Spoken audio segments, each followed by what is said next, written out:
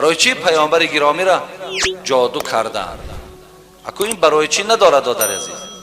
لبید ابن اعصم که حضرت عایشه مادرمون میگد مویهای پیامبر وقتی که شانه میکرد مویهای او را گرفت و از مویهای همون همراه جادوگرها رسول اکرم را جادو کردند و این جادو در جسد مبارک تأثیر کرد تا زمانی که قل اعوذ برب الفلق و قل اعوذ برب الناس که نازل شد، پیامبر گرامی که این خواندند همه همون سختی ها و همه همون گویم که جادویی که در جسم حضرت بود همش نابود شدند.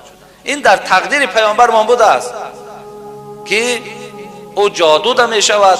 هر یک انسان مقدرات دارد، تقدیر دارد، در تقدیر چیزی که باشه میبینی.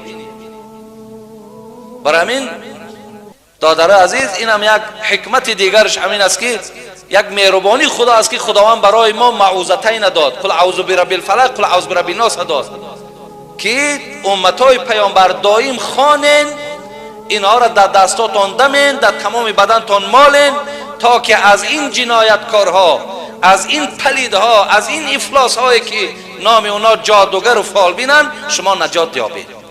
بسیاری جوانای ما بیچاره در جادوها زدگی‌اند. امروز خدا برکت دهد بسیاری برادرایی که رقیه خوان داریم میروند از همون جنها خلاصشون میگردانند با قدرت الهی. انامونا بسیارشون موردی انامون جادو قرار دادن. امروز کاش که همین حکومت ما هم یک قانونی میبرد که همین جادوگرها را نابود میکرد. اینا بسیار ضرر کلان دارن برادرای عزیز، به نام خدا بسیار ضرر کلان دارن.